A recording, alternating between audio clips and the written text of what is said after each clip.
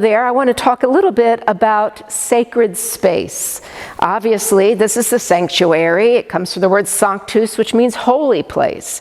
And it is a holy place. It's been this way for about 70 years.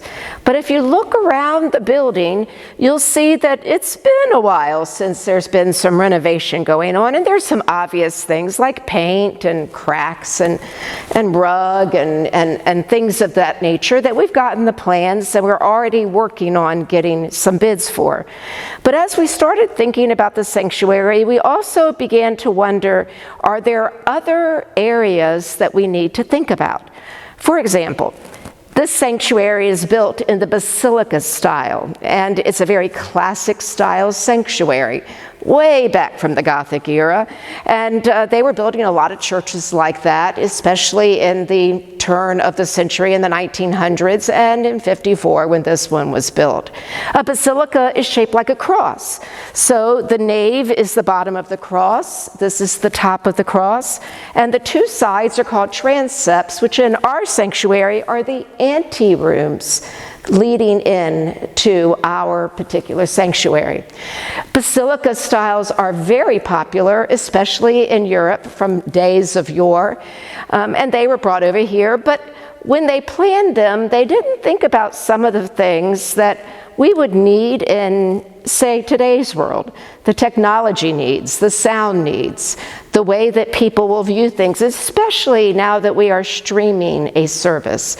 So, for example, in our chancel area, we have a split choir, is what this is called. And the split choir is where our choir obviously sits. Now, this choir can hold 12 people. 12. Now, I don't know anyone who thinks 12 is enough for a choir when we actually could have so many more, especially the great choir we have. But it doesn't really beg us to add more people to the choir.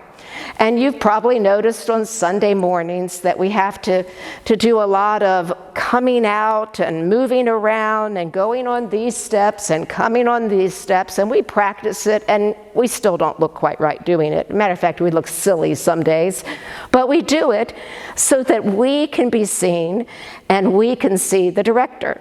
We have an organist that plays, and she also directs.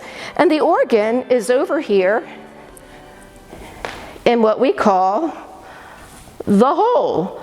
And this is where the organ is placed, and it works really nicely, except for when you need to direct the choir while you're there.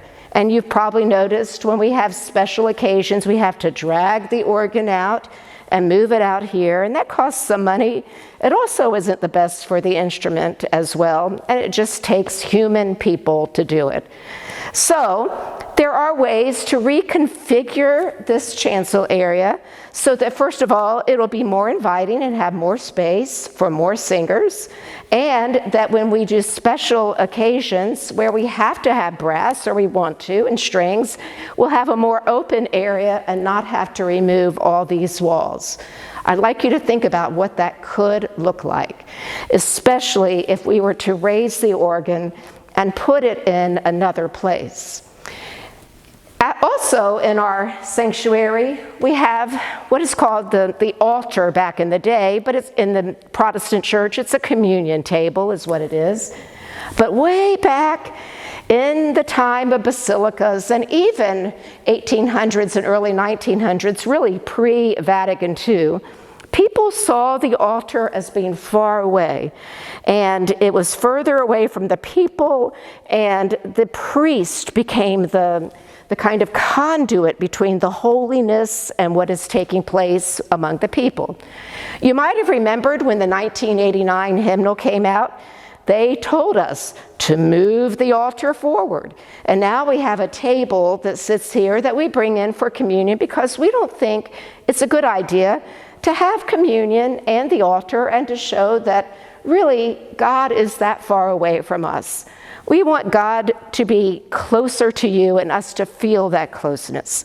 And so we never have moved the altar forward, but I want you to think about what would happen if this altar was moved forward to show that closeness with God, and the space that would be available behind the altar and under our wonderful stained glass.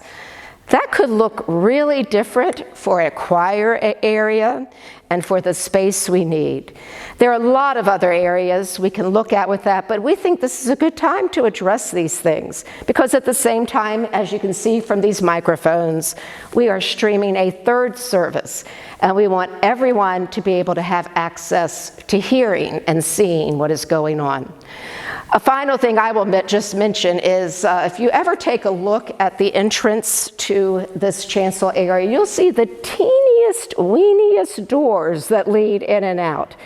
By far, they are not handicapped accessible. They're barely accessible to people with halfway normal-sized bodies.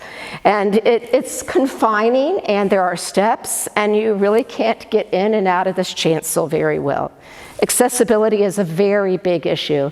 And so a lot of us are talking about what we could do with all of this space to be more accessible, not only to the chancel and to the pulpit and the lectern, but also to other spaces, which you'll hear a lot more about. In the end, what we really want to do is honor this holy space, this sanctuary. And we think God is giving us a great opportunity to do that now. Thank you.